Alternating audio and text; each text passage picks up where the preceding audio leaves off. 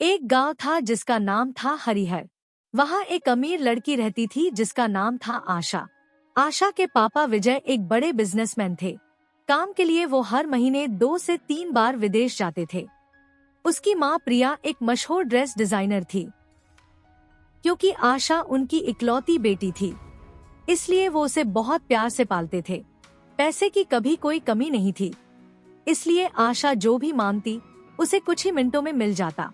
जब भी विजय विदेश से वापस आते, वो आशा के लिए महंगे खिलौने लाते, जिससे वो बहुत खुश हो जाती।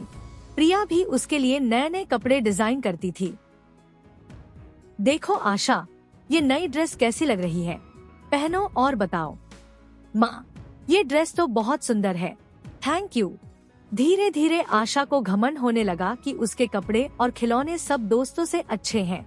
विजय और प्रिया उसे ज्यादा समय नहीं दे पाते थे, इसलिए वो उसे महंगे खिलौने देकर खुश रखते थे। आशा के घर के पास एक गरीब लड़की रहती थी, नाव्या। उसकी माँ मीना नौकरानी का काम करती थी। उसके पापा रमेश एक फैक्ट्री में मजदूर थे। कम कमाई के बावजूद रमेश और मीना नाव्या को बहुत प्यार करते थे। नाव्या और आशा की उम्र लगभग बराबर थी। जब नाव्या अपनी माँ के साथ आशा के घर आती, तो आशा उसे घमंड से अपने खिलौने दिखाती। देखो ये ड्रेस मेरी माँ ने सिर्फ मेरे लिए बनाई है, ऐसी ड्रेस किसी और के पास नहीं है। और ये खिलौना मेरे पापा इंग्लैंड से लाए हैं, तुम ऐसे खिलौने का सपना भी नहीं देख सकती।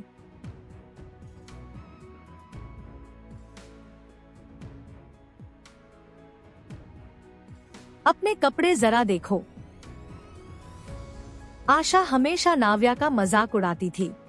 वो अपने महंगे कपड़े बस 1-2 बार पहनती और फिर फेंक देती थी। प्रिया फिर वो कपड़े नौकरानी को दे देती थी।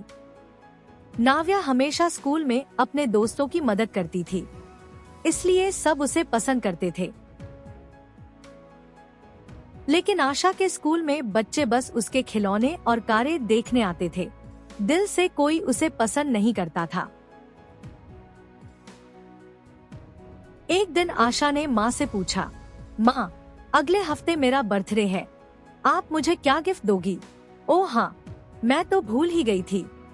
बोलो, क्या चाहिए मेरी बच्ची? मुझे एक बड़ा डॉल हाउस चाहिए।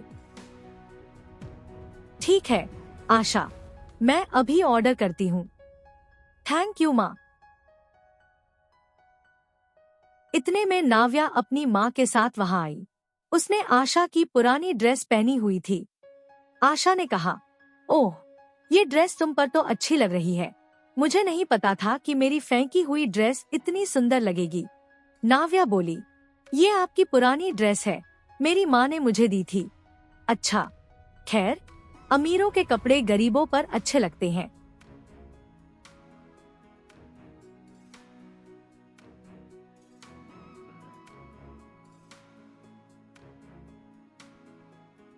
कोई बात नहीं, ये नई ड्रेस भी रख लो।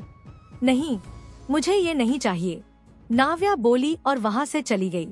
आशा खुश होकर अपने पापा के पास गई। पापा, अगले हफ्ते मेरा बर्थडे है, भूल तो नहीं गए? कैसे भूल सकता हूँ, मैं तुम्हें एक बड़ा सरप्राइज दूंगा, तुम मेरी प्यारी प्रिंसेस हो। थैंक यू पापा। अब आशा बेसब्री से अपने बर्थडे का इंतजार करने लगी। इत्तेफाक से उसी दिन नाव्या का भी बर्थडे था। शाम को मीना और रमेश ने नाव्या को बुलाया। बेटा, इस रविवार तुम्हारा बर्थडे है, क्या चाहिए? ओ पापा, मैं तो भूल ही गई थी, मेरी चप्पलें फट गई है, नई ले आना। ठीक है बेटी, कल ही ले आते हैं। नाव्या भी अब अपने बर्थडे का इंतजार करने लगी। आशा ने अपने स्कूल में सबको बताया कि उसके पापा उसे बड़ा सरप्राइज गिफ्ट देंगे और सबको पार्टी में बुलाया। पर नाव्या ने किसी को अपने बर्थडे के बारे में नहीं बताया।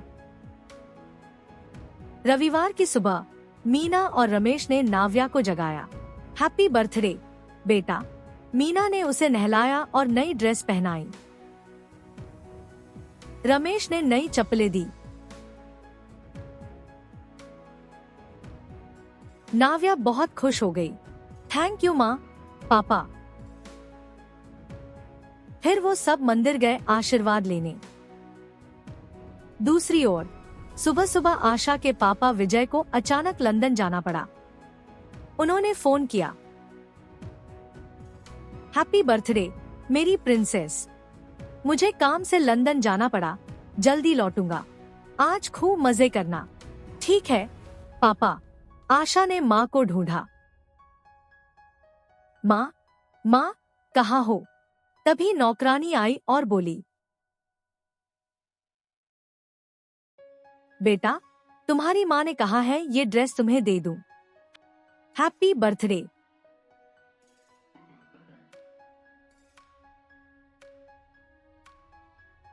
थैंक यू आंटी, लेकिन माँ कहाँ है? उन्हें भी सुबह सुबह ऑफिस जाना पड़ा।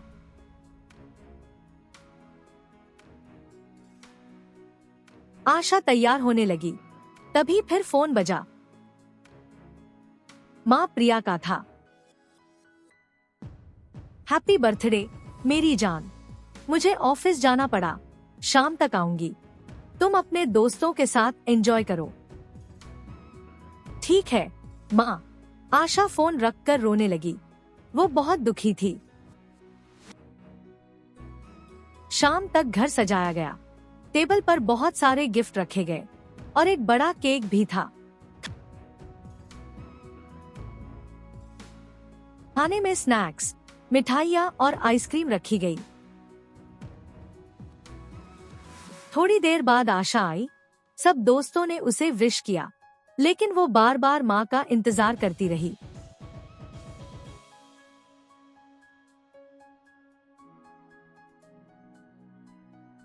आखिर में दोस्तों ने कहा, आशा लगता है तुम्हारी माँ देर से आएंगी, हम अब चलते हैं।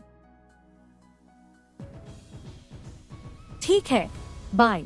सब चले गए। थोड़ी देर बाद माँ ने फिर फोन किया, मुझे और देर हो जाएगी, बेटा तुम पार्टी कर लो। सॉरी मेरी बच्ची। आशा गुस्से में फोन रखकर कमरे में रोने लगी। उधर नाव्या के घर उसके दोस्त छोटे छोटे गिफ्ट लेकर आए।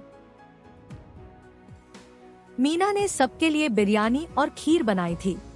उसने खुद केक भी बेक किया था। थोड़ी देर बाद नाव्या और मीना आशा के घर उसे विश करने गई। आशा बहुत उदास थी, तो नाव्या ने उसे गले लगाया। दोनों ने साथ में केक काटा और खुशी से बर्थडे सेलिब्रेट किया। उस दिन से दोनों सबसे अच्छी दोस्त बन गई। आशा का स्वभाव भी बदल गया। नाव्या को ये देखकर बहुत खुशी हुई। इस कहानी से हमें सीखने को मिलता है कि कभी भी किसी को उसके पैसे या कपड़ों से छोटा नहीं समझना चाहिए। सच्ची खुशी अपने अपनों के साथ रहने में होती है।